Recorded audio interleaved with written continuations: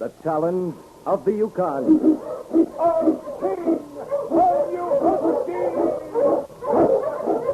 The Wonder Dog King, swiftest and strongest of Eskimo lead dogs, blazes the trail through storm and snow for Sergeant Preston as he meets the challenge of the Yukon. Sergeant Preston was typical of the small band of Northwest Mounted Police who preserved law and order in the new Northwest country, where the greed for wealth and power led to frequent violence and bloodshed. But in spite of the odds against them, Sergeant Preston and his Wonder Dog King met that challenge, and justice ruled triumphant.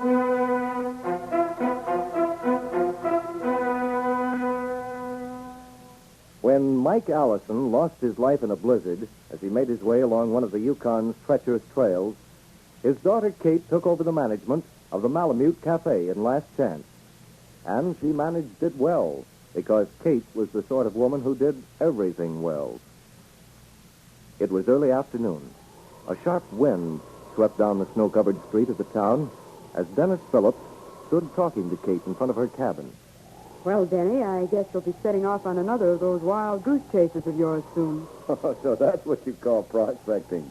Why don't you settle down here in Last Chance? There's a pile of money right in this town for anybody that knows how to get it. Oh, I've never wanted to settle down in one place. Denny, I've never said this to anybody, but I'll make you a partner in the Malamute Cafe if you'll stay here. You'll make more money in the cafe than you could dig out of the ground in a year. You and me could... What are you looking at? That man Sergeant Preston's talking to. Oh, must be a newcomer. Yeah. That girl standing with him must be the old man's daughter. You're, not listening to what I was saying, Denny. Huh? Oh, yeah. Yeah, I guess I didn't hear you. I'm sorry, Kate. What were you saying?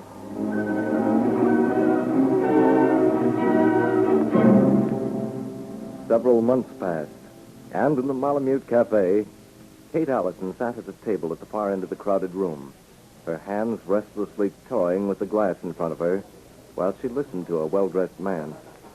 You know, Kate, I'd feel mighty sorry for anybody who'd play you for a sat. You can bet your bottom dollar nobody'll ever play me for a sat. Not even Dennis Phillips? Not even Dennis Phillips. I don't know why I ain't had you run out of town, you cheap gambler. I'll tell you why, baby. Because you and me are too much alike. We understand each other. I am a gambler. And I'll make you a bet that I can tell what's on your mind right now. Why, you... You're planning a way to bring Dennis Phillips crawling back to you on his knees. But you're wasting your time. Those two are in love. Love? Oh, you missed me, Kate. You better practice up. Your aim's pretty bad. Get out of here. Get out, you hear? I'll show you what I can do. You'll regret the day he ever laid eyes on that girl. Get out!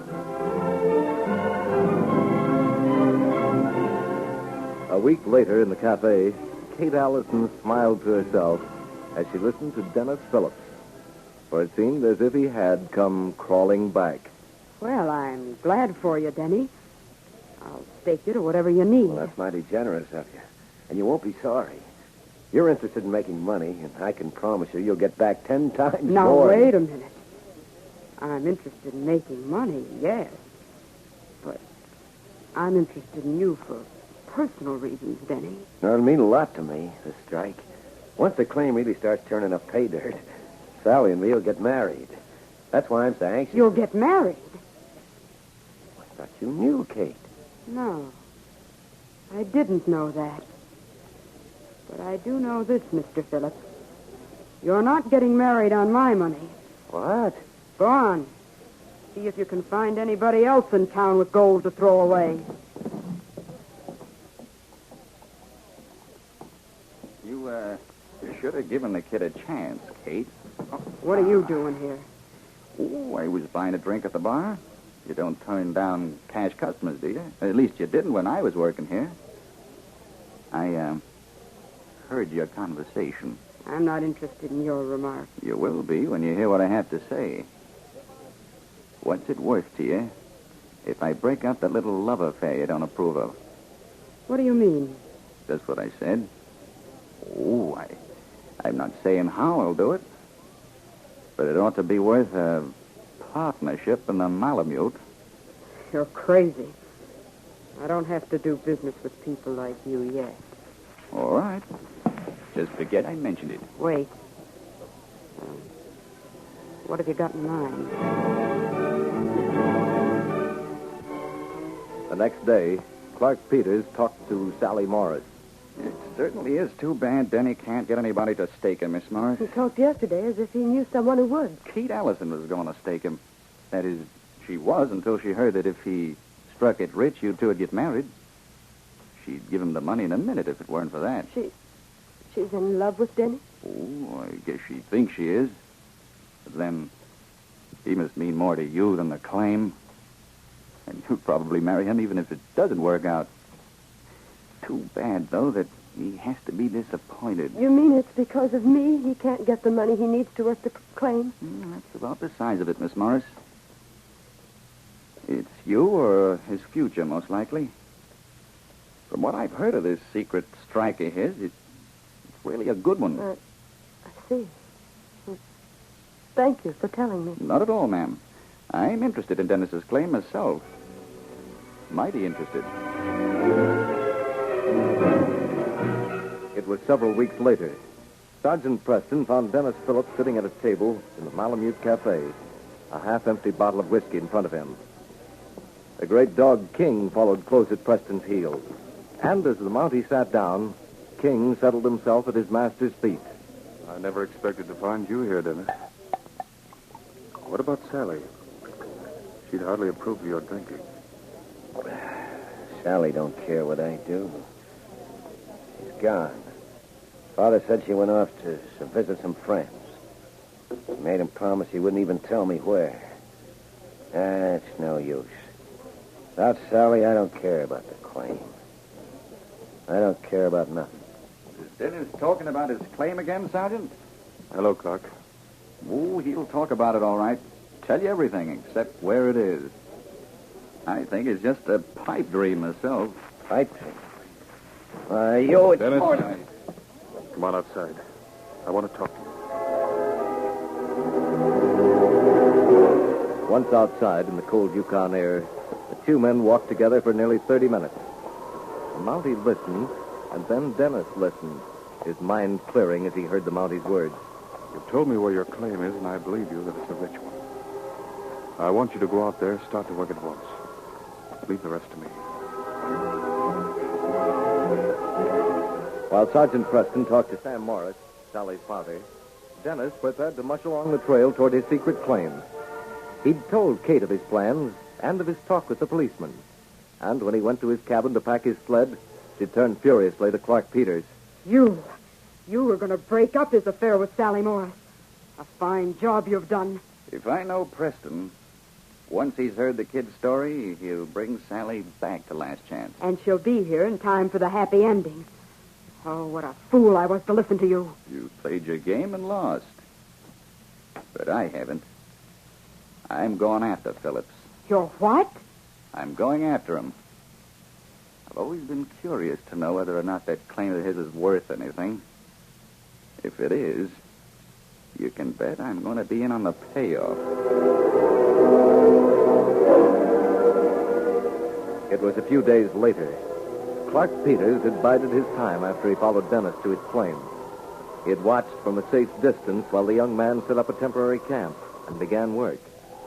Then, boldly, he confronted him. I'll hand it to you, Dennis. You were on the level when you said this was a rich strike. Put that gun down. Don't worry, I'll put it down when I'm ready. I'm not going to shoot you, my friend. That'd be too obvious. A blow on the head. I'll tie your hands and feet. And throw you on the sled and then... You won't get away with it. You see this bottle? That's wolf bait. I'll pour some of it on your clothing.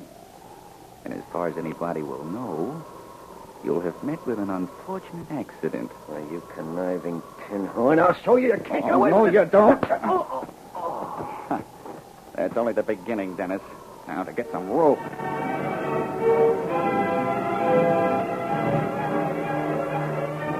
As Clark Peters halted his sled a short time later, He had no idea Sergeant Preston's team was approaching, or that the dog King, running far ahead of his master's pack, even at that moment paused in his tracks as he caught two scents, one familiar and the other unknown to him. The air was sharp and exhilarating, and King raced forward. A few minutes passed, and he saw the two men. The one the great dog didn't recognize was dragging Sergeant Preston's friend. For a moment, King didn't understand the situation. And then he saw why his master's friend couldn't walk. His feet were tied. Go on, groan, Philip. You'll be screaming once you hear the wolves. Out there. Where'd that door come from? Why, But Clark Peters had no more time to wonder from where King had appeared. He backed away from the dog who came toward him. Instantly, King seemed to be on all sides of him, cutting off escape. As the dog leaped at him, catching the man's mackinaw on his teeth, Clark's one thought was to get to his sled. Already, the wolves had caught the scent of the man. the wolves. Gotta get out of here. Wait for me, you mutt. If I had left my gun in Philip's tent, I gotta get to my sled. King turned toward the man who lay helpless in the snow. And as he did, Clark Peters, in his hurry to reach the sled that was waiting for him, slipped and fell. And falling, the bottle he carried in the pocket of his mackinaw broke. But Peters, thinking to evade the dog that had descended on him like a whirlwind, got up and rushed on. King set to work chewing the ropes that bound Dennis Phillips' hands. Oh, you huskies. Oh! Dennis. Oh, Denny. Darling, what happened? Miss Clark. Are you all right? Yeah, I'm all right. But I sure would have been wolf meat if it hadn't been Wolves? for you. I did hear them a moment ago, but they seem to have gone on. Sergeant, how come Sally's here? I mean, if Oh, she... Denny, I told the sergeant about Clark coming to tell me about your claim. I was only trying to fix things for you so you'd be able to get grub staked I and... got grub staked, all right. When you left town, Kate said that... Wait a minute. Clark went to see you. Sergeant, wait till I tell you. Yes, you'd better tell me and fast. How'd you happen to be tied hand and foot here? All we saw was King chewing those ropes through. Dennis Phillips told his story quickly of how Clark Peters had held a gun on him and threatened to make wolf meat of him. He told of King's efforts to drive off the gambler. And as Preston heard the details, he nodded grimly. Good work, King, old boy. But right now, there's another job for you. We'll follow Peter's tracks. Get the dogs up there.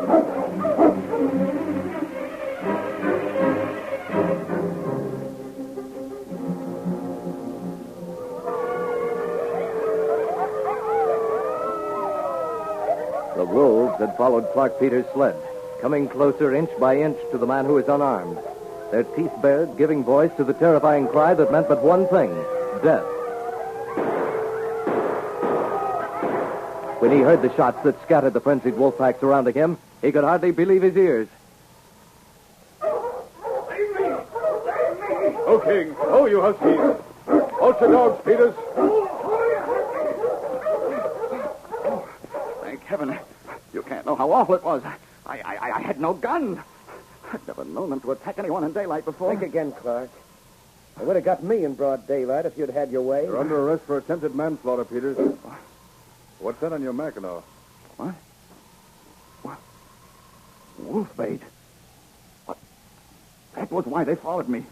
The bottle broke in my pocket. Oh, horrible. And to think, Denny, you might have Now, been... don't think about it, honey. We have a lot more pleasant things to talk about. But, Sergeant, if it hadn't been for King, I hate to think of what... Yes, King, old boy. The case is closed.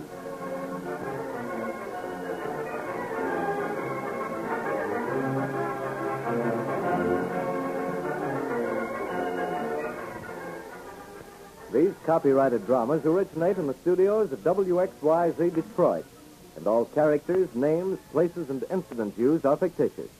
They are sent to you each week at the same time. Jack McCarthy speaking.